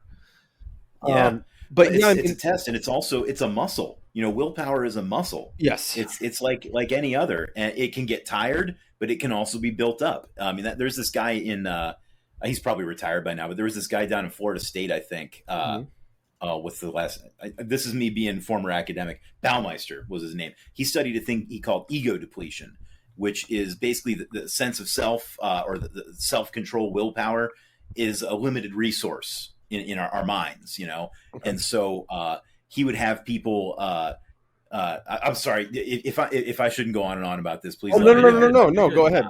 I'm going to finish. I want to finish. Like one of my all-time favorite psychology experiments. So he had two groups of people.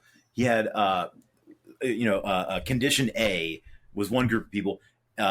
Both groups would have to sit in a room. I guess technically three groups. It doesn't matter. But he had these people sit in a room, and and wait for like 20 minutes and then do a very difficult problem solving task that were basically unsolvable problems. And the what they were measuring was how long they would persist in trying to solve the problems before giving up. And the manipulation between these different groups, one group, you had them just sit in the room with nothing on the table in front of them. In another group, they had a big bowl of radishes on the table, and they said, these are here for another thing. Please don't eat any, but you don't have to worry about them, but please don't eat any of these radishes. And then the third condition was freshly baked chocolate chip cookies on the table in front of them that they had to sit there and look at for like 20 minutes before they could do the actual thing the thing that they thought they were actually there to do. They were diabolical with this. They cooked the cookies in like a little easy bake oven in that room. So the smell of the cookies was just like thick in the air. I mean, it's just evil psychologist stuff. Torturous. Anyway, what they found was that the people that had to sit and look at nothing or the radishes, they would work on the problems substantially longer than the people that had to look and smell the cookies. And that's willpower as a limited resource. And so, but on the other hand, that means it's a limited resource, but it means that it's something you can build up. So, in practicing every day, not drinking, like if it's something that you crave, in practicing that every day, you build up willpower that'll generalize to other things. And that's why you see so many former drinkers that once they get sober, they also get insanely fit. Yeah, my buddy I was telling you about, he looks like a model. He is like a beautiful man. Like he was good looking before, but he is now like chiseled, ridiculously chiseled. Doesn't do steroids or any of that stuff. He's just like fit. And it's like, and I'm like, how do you get the willpower to do it? He's like, brother, once I get past the time in the morning when I would have been drinking before, which was like 8 o'clock in the morning when he used to start. So once I get through that urge to drink, everything is downhill for me for the rest of the day. Nothing seems difficult. And it's like, yeah, anyway, so like, that's just to say there is scientific support for the thing you're describing of like, that being a skill or a capacity that you have that's extra that maybe others don't. Yeah. And it's definitely like, it's, life isn't just completely like a linear progression, right? Like it goes in peaks and valleys. And so like, I think the last week or two, I've been struggling a little bit with my discipline, with my motivation and shit like that. But like, I always just feel like at the very least, my baseline is higher because I have this thing. But as far as like what I did when I was drinking, and I have such a hard time identifying with that person now, that is in my mind the most complicated part of the entire experience. And like really? Speak on that. Well, it's always been the most difficult to square up because it's like, and I think I do have a take on it, but it's just like I'm not super. Well, I don't know. So it's interesting because there's the route you can go where you just say that was like somebody else, like that was like a different person, and that's like I feel like that's like pretty common. I don't necessarily buy into that route because it's like it was still always me, and like in a way, even if I think about it like if I'm fucking wasted and I like say something really fucked up or do something really fucked up, like it's a lot easier. The amount of resistance keeping me from doing something like that, it's still there. It's just like much thinner, right? It's still much thinner, even if I'm fucking totally hammered out of my mind, right? And there's still always, at least I always found, regardless of how drunk I am, there's still always like the free will component of like, I'm still choosing to do this, right?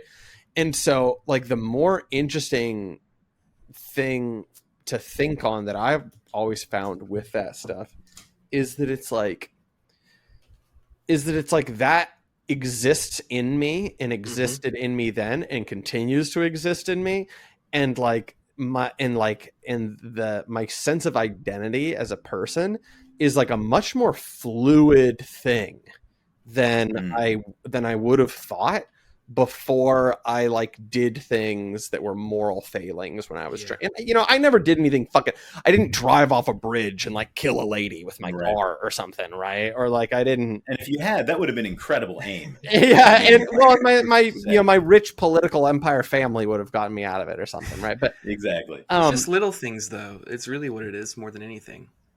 Yeah, I mean, yeah, it's just plenty of whatever, right? I mean, it's just even just going to a bar and just being fucking embarrassing, right? Dude, I remember one time, one of the last times I got drunk, and this is totally an aside, and maybe this is bad too, because I'm kind of romanticizing bad shit I did when I was drunk, but like, I remember I went out with a friend of mine and a bunch of her coworkers, and like, I was just on a kick about how crazy it is that out of all the words in the English language, you're not allowed to say the N-word. And I made a convincing enough argument to where like I got like 3/4 of the people she came out drinking with to like say the hard R with me. Holy like fuck. Loudly. No, exactly. And then they just like never talked about it ever again. It was I like felt like a warlock. Yeah. But anyways, kind of just like this idea of just like, you know, that darkness is still in you, you know, and like it's kind of indifferent almost, and you need to have the discipline to. The darkness is indifferent, like you shouldn't be indifferent to it, right? But it's like it takes willpower and it takes discipline to, and I guess that's where like I think like woke scolds. This is actually something that makes me think of Yerk, actually, because Yerk is the only person I know who still gets into arguments with like lowbie leftist accounts about like metaphysics, you know, which is like, when I say it out loud, it's like an insane thing to do. But it's funny and he's good at it. And one of the things, this just seems like a point that he would make, because he probably has constantly, is just like I think woke scolds, they're always doing that. Have you ever heard them say that thing of like, because I'm a good fucking person? It's called being a good fucking person. Or like there was that post recently in response to the shoe on head. Decent fucking human being. Yeah, because I'm a decent fucking love dropping an F-bomb. Oh my god, they love human being. I know. The performative swearing is really funny. It's like it reminds me of... It's a cromulent fuck crustable is what it is. It reminds me of when I was in like second grade and I like discovered swearing. But or this kind of reminds me too of like that chick that responded to the shoe on head video by being like, have men that are sad considered just being better people? Oh gosh. I love it. I love that, honestly. So it's just so unapologetically evil, but it is, because it denies this idea that there is a worse part for lack of, well, because I'm Catholic, I'll go ahead and say it. It implies that we have no demons, only angels, because we are the good people. Yeah, well, it denies original sin. It denies original sin. Like they act like they don't. Well, and that's one of the funny parts too, is that these people, that their first like criticism of Christians and just, I would say, organized religion, but we all know that that's not really what it is. It's Christianity. Their go-to lazy thing is always like, well, I just don't like it when people think that they're morally superior to me and they don't think that their shit don't stink. And it's like, you like understand like the central fucking image of this religion, Christ on the cross dying, you like understand what that represents, and that like the thing you're saying is like kind of the whole fucking point of anyways though.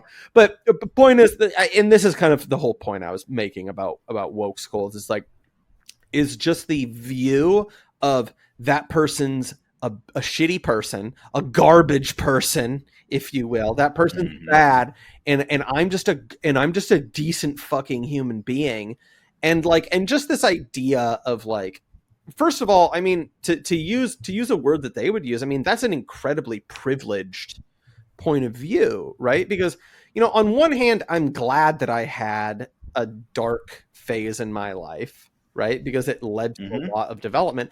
But at the same time, right, it's an incredibly painful thing to experience. Discovering that like you have the capacity to be a monster, right? And I think about like a lot of, and I don't want to compare myself to a fucking soldier or anything, right?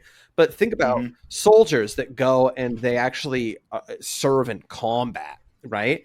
And like a lot of post-traumatic stress that soldiers, like really acute post-traumatic stress that soldiers deal with, is often rooted around just the trauma of discovering the shit that they were capable of doing. Yeah. And the shit that they fucking did.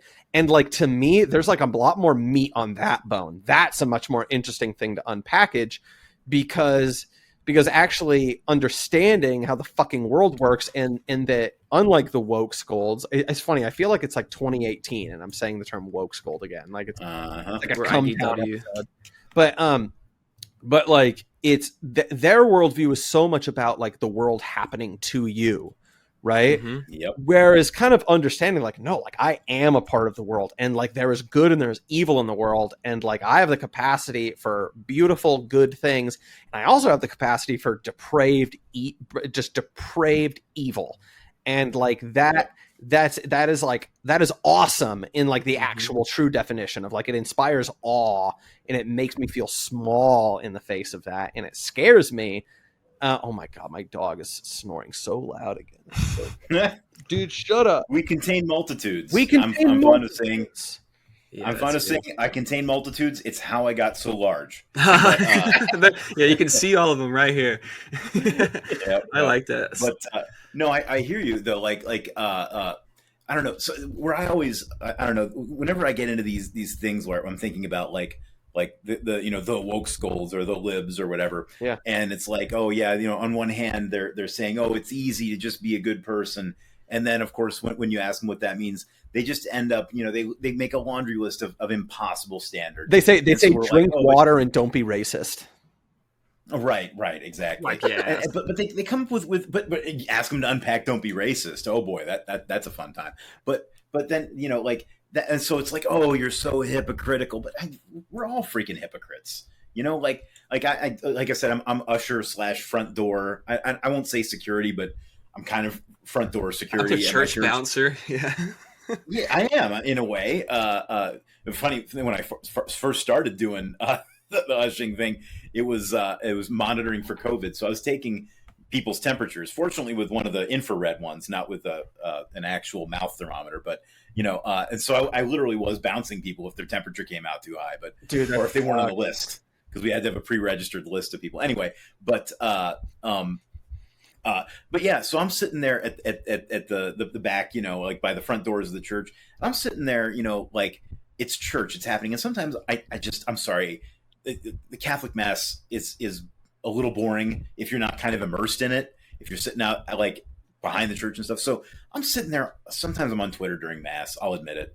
I still take the Eucharist and I go to confession. I talk to my priest about this. You. Yes. we need to, there are ways to work around this. Here's your penance, yada, yada. But anyway, but I'm sitting there at the back church on Twitter, and sometimes I'm like, if it's, I don't know, like Cold Healing or one of those people posts like the e-girl of the week or the Instagram reel of my thing. And I'm like, yeah, of course would, like I'm in church. What am I doing? I'm just picturing you like all hypocrites. I'm just picturing you posting like your Photoshop of like the girl looking at the guy on the computer being like, nice computer faggot in the middle of Norvis Ordo. Fucking like yeah. I mean, not that I would ever post something like that, but hypothetically, if I did, yeah, absolutely. No, but that's what I'm saying though, is like we're all hypocrites in our way, I mean, and I think like I don't know, as tempting as hypocrisy policing is with these people, I try not to do it, yeah, because it's not productive in the end. They're not going to respond to it. Well, certainly not for me. I have, tiny locked account with like 3 people on it, but like people don't respond to hypocrisy policing. I don't care. And it's, and nor should they. I mean, in a way, in this way, I think in some ways that they're more awakened, or I don't know, enlightened is the word I'm looking for. In certain ways, they're more enlightened than we are, because they're not, they're not, it doesn't even come up on their mental, radar. It's like, yeah, fine. Yeah, I'm going to be, yeah. It wouldn't even occur to them as hypocrisy, because to once again invoke the good old boys, they're operating within their coalition, so to speak. Mm-hmm. And for their coalition is completely reasonable to have this dissociation, like antipodal two modes of thought operating simultaneously. It is completely within their purview to do that. Yeah. Anyway. Yeah, I would argue that it's more so like willful, or like maybe not even willful ignorance than it is enlightenment. But I think overall what we're kind of talking here about is like, because we started here talking about the addiction stuff and alcoholics. Yeah. Like, that wasn't me, that was someone else. And I think Slav, he countered that mostly, your argument, saying kind of like, no, actually that was me. And you have to kind of reckon with that. And I think that's an important part of like the process of becoming an integrated human being, is by recognizing that that was you. And so if you are an addict and your view is, that wasn't me, that was someone else completely, I think at the end of the day, you're still kind of deflecting a lot of that responsibility that you need to be grappling with yourself.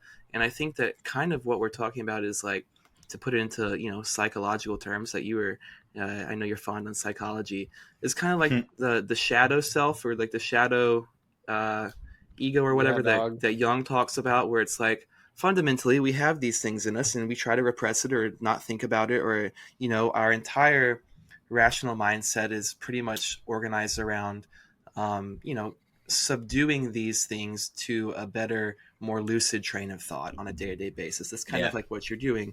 And I think that what we're talking about with alcohol and with other drugs and stuff is that it can kind of bring down some of those strictures and let that shadow self out a little bit more.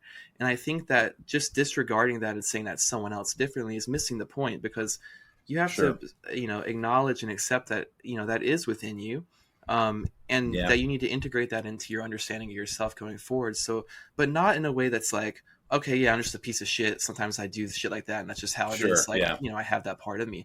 But knowing that that's something that you really need to be looking out for, and that you need to be vigilant in all your day-to-day interactions with other people, and make sure that you actually are putting forth your best foot and actually looking for, positive things in each situation, and looking out for the other person, and trying to make sure you are actively subduing, whatever those parts of yourself, like, or whatever those negative aspects are. Maybe you want to be impatient, maybe you want to be an asshole or say something sarcastic, maybe whatever it is, just keeping those things in check. I think that's a big part of like being generally self-aware on a day-to-day basis, and just in interpersonal interactions. And I think kind of what we're talking about here is just integrating that part into yourself in a healthy way. And I think that a lot of people either try to disregard it completely by saying, oh, well, I'm just a good fucking person. Or if they're like an addict or something that actually had it break into their lives, oh, that wasn't me, that was just drunk me, that was a different thing. Right. And I think that really the right answer is that you need to engage with it fully. And I think there's a lot of things in our worldview now that kind of keep us from actually having a healthy understanding of that, and incentivize you to disregard it. Or even just like, if you are going to incorporate it, like Slav and I talked about this on the Videodrome episode, where I was saying I hate motherfuckers that are just like, that's just my shadow self, and that's just like, I've got multitudes, and I sometimes have bad, I do bad things. Well, you shouldn't use it as an excuse, but you should use it as a way to inform how you behave going forward. You know what it reminds me of? It reminds me of, and I don't think that you encounter this very often anymore. But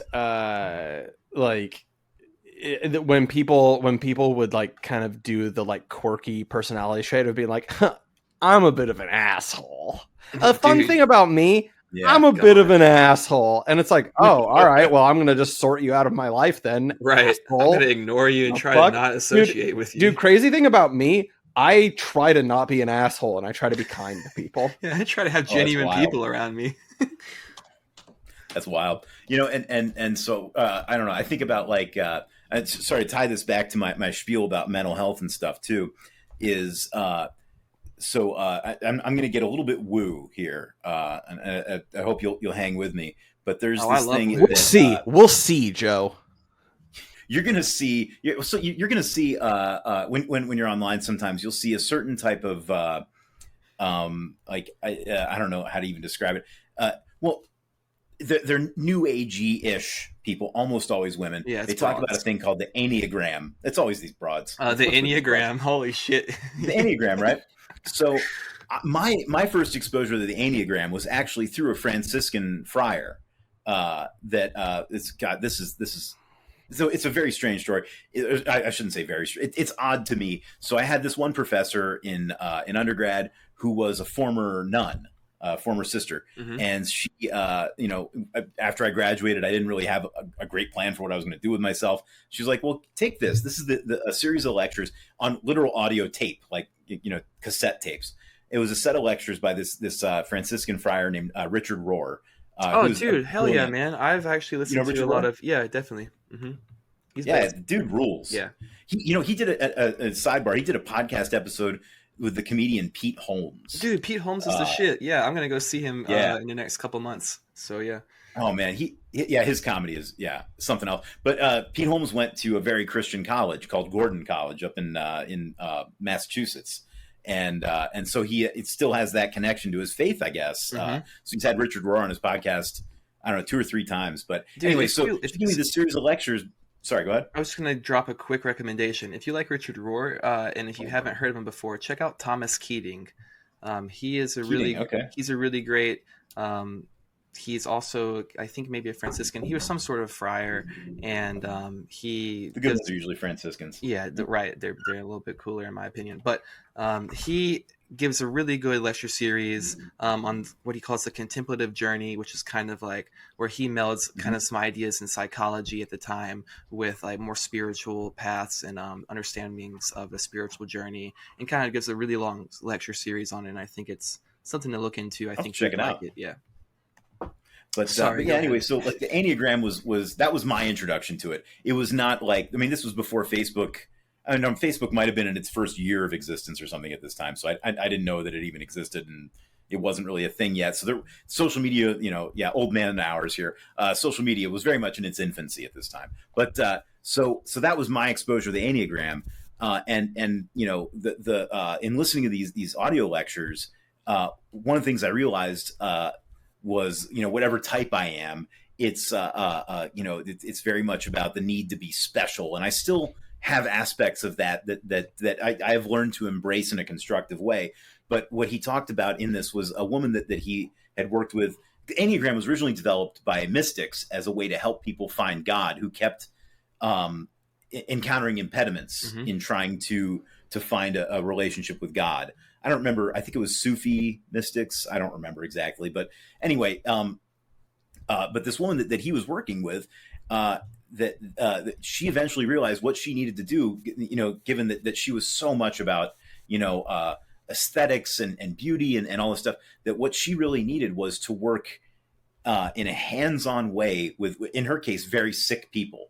So she ended up doing like personal care aid kinds of things with very, very sick people and people that were, in bad shape and either, end of life care, hospice kinds of things, or just like people that needed extensive personal care. These are sick people. And these people are sick, I tell you. Obviously. But anyway, and that was her way to realize that like, this is what she needed. And I had a similar sort of journey, to be honest, in that I had always been in kind of these lofty academic kind of circles and lofty, to quote Buster from Arrested Development, I'm a scholar. I like scholarly pursuits. Mm-hmm. But I had always been in this lofty world of ideas and abstractions and stuff. What I actually needed was to be on the ground, with face-to-face interaction with people who were not, not doing well, not having the best life that they could live and stuff like that. And what that was transformative for me, because I was forced to encounter and embrace the what were sometimes very ugly things, mm-hmm.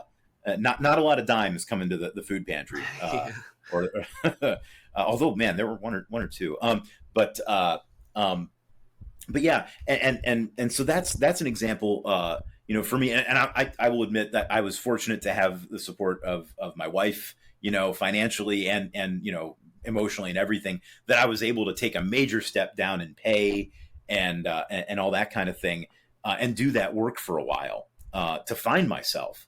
So I'll admit it's not an option open to everybody, but it's open to more people than I think.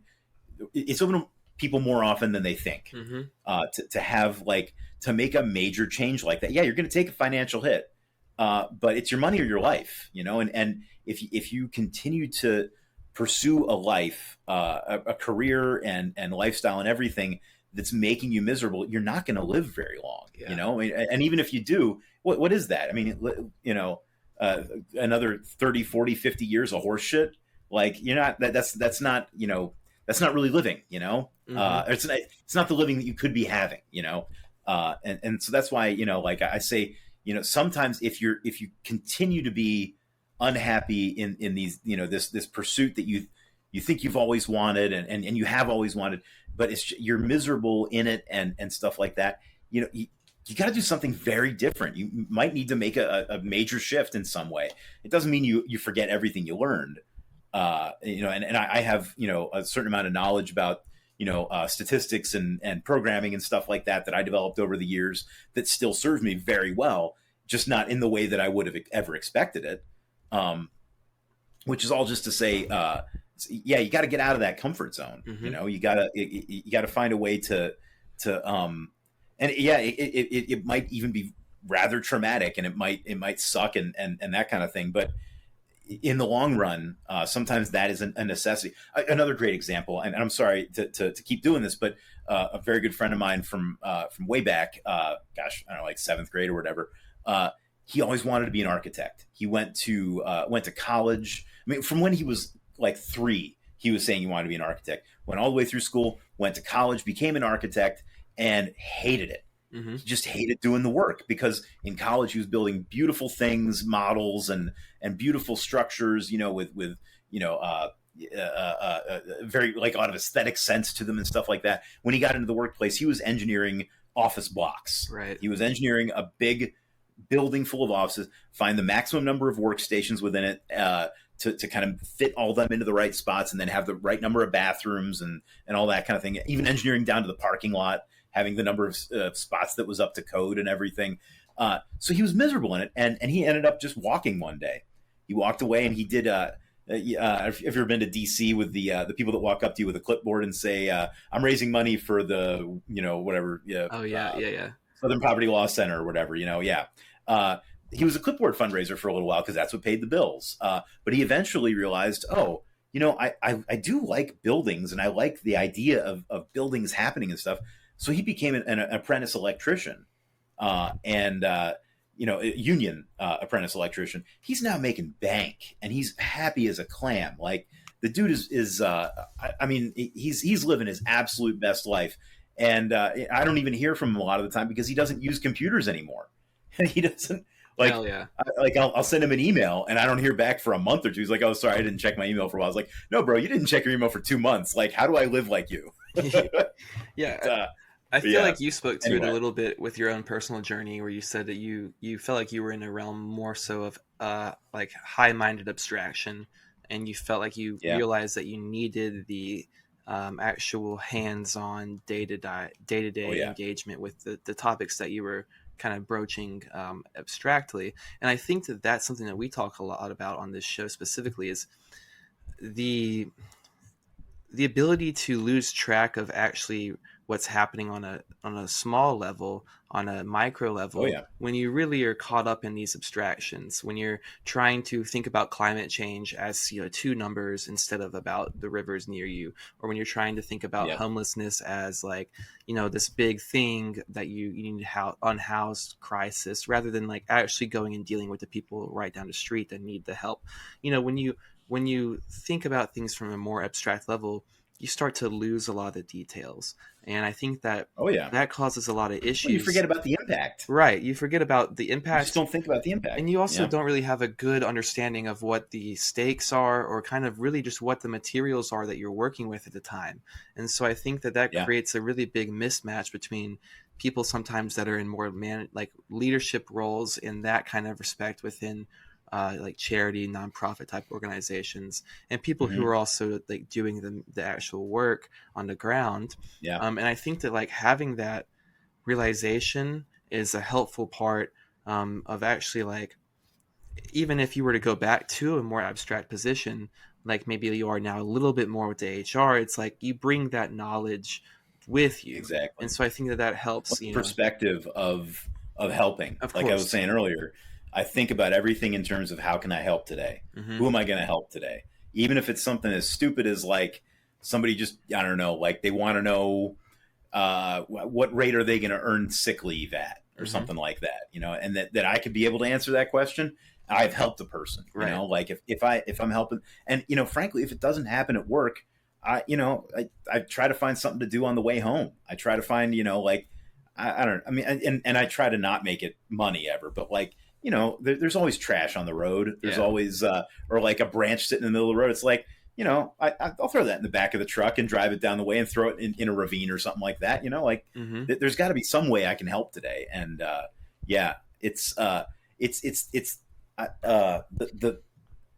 oh man, I had a thought and it is gone. We've been going for like 2 hours. I'm sorry, guys. Oh, you're good, man. Yeah, we've been going for quite a while. I had one of those situations early in the podcast when you went on your that right there. There's how like long haul truckers will like need to like do meth or else they'll fall asleep and veer into oncoming and kill a whole family. That's kind of a hazard of the job. This is that equivalent. You know what though? Now that you mentioned truckers, you guys got to get Gord on here, dude. I want to get Gord on. Is he on Twitter? He's not on any social media that I know of at the moment, but I'll send you his email address. That'd be sweet. Done. Yeah, that would be fucking he's cool. He's still got his podcast going. I'm gonna, you know what? I don't have anything of my own to promote, but I'm gonna promote Gord, Voice of Gord. Okay, it's a great little podcast about trucking and stuff. Dude, that's why we love Joe, don't we, folks? He comes on, talks for 2 hours, and he just plugs somebody else's stuff. Hey, he's looking out for you. I do have a new novelty account I made for Twitter that. If your listeners are interested in, I don't know, this new thing they're calling, I think it's pronounced memes, or memes? memes. I'm not sure. Memes maybe? No, memes. I'm doing. I've got this account. It's called Trump Inspire. Trump_Inspire. It's inspirational. So I'm a junkie for these Facebook groups that are. Holy shit! You're inspirational Trump. Quotes. Oh yeah. Okay, that meme you made for me today was so fucking funny. Oh yeah. So sometimes I'll take like tweets that I like and I'll put them over a black and white picture of Donald Trump. But my favorite thing is finding. So there's a Facebook page called Joker Diary and there's another one called Joker Inspiration. Jesus. There's a bunch of these garbage Facebook pages or word porn. Word porn is brilliant. There is some absolutely like galaxy brain shit going on word porn. But anyway, I take these quotes and I put them over Trump.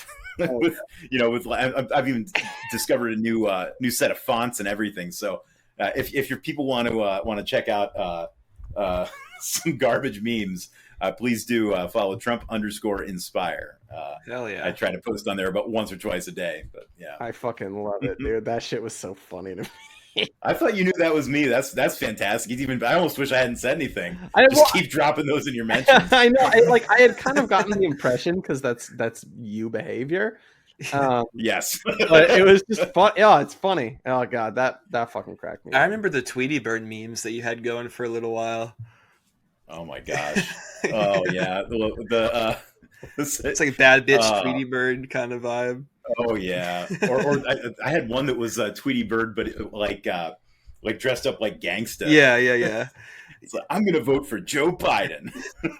Dude, I remember at one point in time, probably about 2 years ago, there was a picture that the Trump campaign put out, and it was black and white, and it's like him sitting with his hands together, and then there's one where he's like pointing at the screen, and it goes so hard. And I'll try to find that. Yeah. Send it over Are you to thinking of the That one would be that's a like great- they're not coming for me, they're coming for you?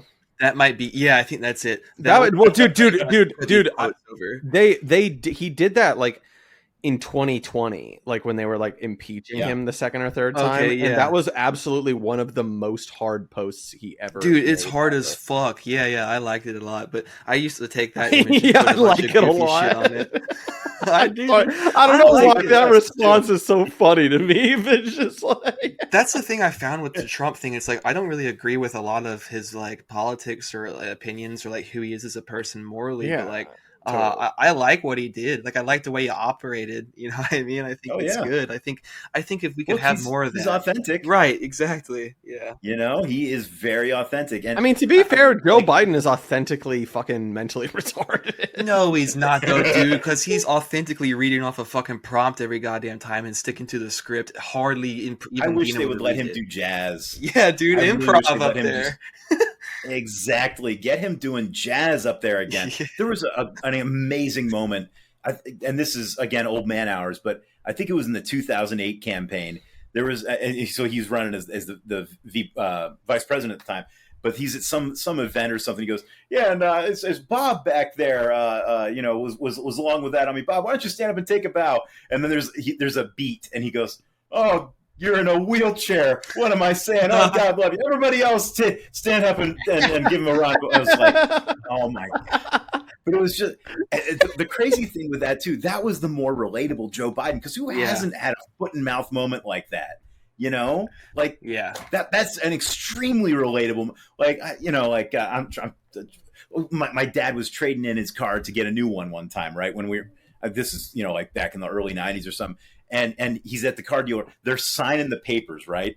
But his old car, like the clutch had been slipping or something like that, or the exhaust was bad. I don't remember. I was pretty little, and they're signing the papers. I go to Dad. I turn to him. I go, "So this? You mean you're still going to get the old car fixed?" And my dad goes, I don't even know this kid. I don't know what he's doing. And in retrospect, I'm like jamming my foot in my mouth. But yeah, anyway, dude, I think Joe Biden could have been a lot more charming if he had been president like 4 or 5 years ago. And if if they had actually like allowed him to like say funny shit, like calling people like Chinese people Chinamen, like charming old man shit. But here, let's wrap it up. Let's wrap it up here. Yeah. Let's play the outro music. Courtesy of Joe, by the way. So once again, thank you for that. We don't even use it as an outro, but I want to now because I want to hear it. These people are sick. Obviously, a very, very sick individual. These people are the sickest of them all. The sickest of them all. Sick. You better get used to hearing it. You better get used to hearing it. Dude, I want you to cut it right there. I want you to cut it right there. Hell yeah. When you're editing this, I want you to cut it right. And that concludes this week's episode of These People Are Sick. Thank you for tuning in. If you liked what you heard, you could head over to our Patreon page, which is the home for bonus content, extra episodes, video content, access to our Discord, and more. That's patreon.com/thesepeoplearesick, and we hope to see you over there.